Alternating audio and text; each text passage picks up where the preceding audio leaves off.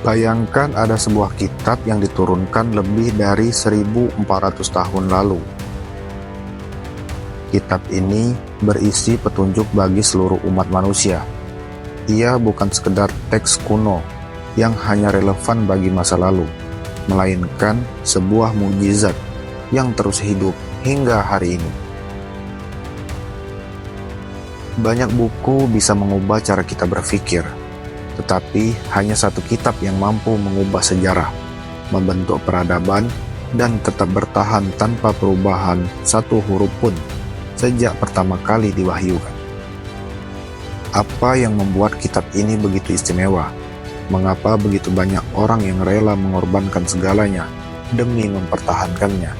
Dan yang lebih menakjubkan, bagaimana mungkin sebuah kitab yang diturunkan di tengah gurun pasir bisa tetap relevan dalam dunia modern yang serba canggih ini? Inilah kisah Al-Quran, kitab yang bukan hanya dibaca, tetapi dihafal oleh jutaan manusia. Kitab yang bukan hanya sekedar ajaran, tetapi menjadi cahaya bagi siapa saja yang ingin menemukan jalan kebenaran. Mari kita mulai perjalanan kita untuk mengenal lebih dalam mukjizat terbesar sepanjang sejarah ini.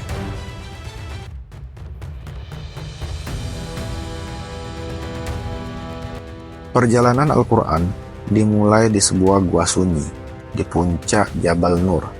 Seorang pria bernama Muhammad yang dikenal sebagai Al-Amin sedang bertafakur mencari ketenangan di tengah hiruk-pikuk dunia. Hingga suatu malam, langit seakan terbelah dan suara yang belum pernah ia dengar sebelumnya bergema memenuhi gua. Suara itu bukan sekedar panggilan biasa, itu adalah perintah dari langit. Itu adalah awal dari wahyu yang akan mengubah seluruh sejarah manusia. Namun, apa sebenarnya makna di balik kata Iqra? Mengapa wahyu pertama yang turun bukan perintah sholat, puasa, atau zakat, melainkan perintah untuk membaca?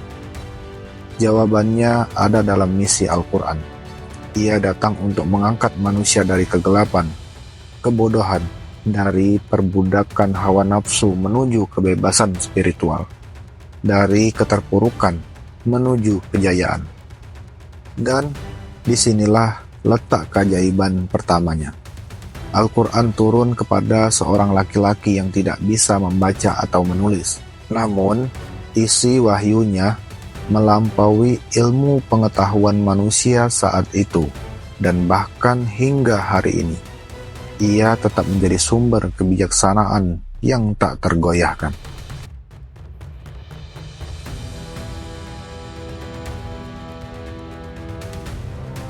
Banyak yang menganggap Al-Quran hanya sebagai kitab agama. Tapi, tahukah kamu bahwa ia juga mengandung ilmu astronomi, embriologi, fisika, dan sosiologi? Ratusan tahun sebelum manusia menemukan teleskop, Al-Quran telah menyebutkan bahwa alam semesta ini terus mengembang. Dan langit kami bangun dengan kekuatan kami, dan sesungguhnya kami benar-benar meluaskannya. Quran Surat Az-Zariyat ayat 47. Bahkan sebelum teknologi modern memungkinkan manusia melihat proses pembentukan janin dalam rahim, Al-Quran sudah menjelaskan tahap-tahapannya dengan detail yang menakjubkan. Kemudian kami jadikan air mani itu sesuatu yang melekat.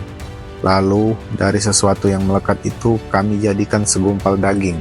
Dan dari segumpal daging itu kami jadikan tulang belulang. Lalu kami bungkus tulang belulang itu dengan daging. Quran Surat Al-Mu'minun ayat 14. Bagaimana mungkin seorang laki-laki di abad ke-7 bisa mengetahui fakta-fakta ini tanpa akses ke teknologi modern? Bahkan dalam sastra, Al-Quran adalah mahakarya. Keindahan bahasanya membuat para penyair Arab terdiam.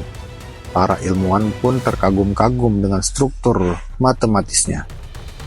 Namun, mukjizat terbesar dari Al-Quran bukan hanya pada keindahan dan ilmunya, Mukjizatnya yang paling nyata adalah bagaimana ia mengubah manusia.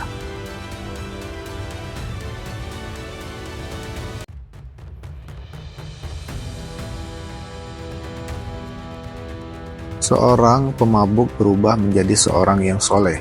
Seorang pembunuh menemukan ketenangan dalam taubatnya.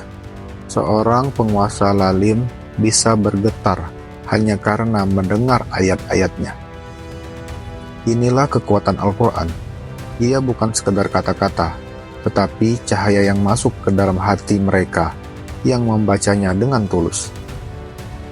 Umar bin Khattab, seorang yang dulu dikenal keras dan beringas, berubah menjadi pemimpin yang paling adil setelah hatinya disentuh oleh ayat-ayat Al-Quran. Malcolm X, seorang aktivis yang dulu penuh kebencian, menemukan kedamaian setelah membaca firman Allah. Begitu banyak kisah yang menunjukkan bahwa siapapun yang membiarkan Al-Quran masuk ke dalam hatinya, hidupnya akan berubah selamanya. Tapi, bagaimana dengan kita? Apakah kita benar-benar memahami keajaiban yang kita miliki dalam genggaman kita?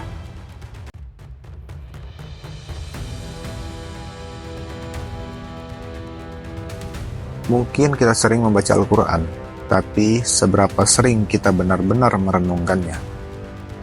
Al-Quran bukan hanya untuk dihafal, tetapi untuk diamalkan. Ia bukan hanya untuk diletakkan di rak-rak tinggi, tetapi untuk ditanamkan dalam hati kita. Lihatlah bagaimana Al-Quran membimbing kita dalam setiap aspek kehidupan. Ketika kita sedih, Ia menghibur kita.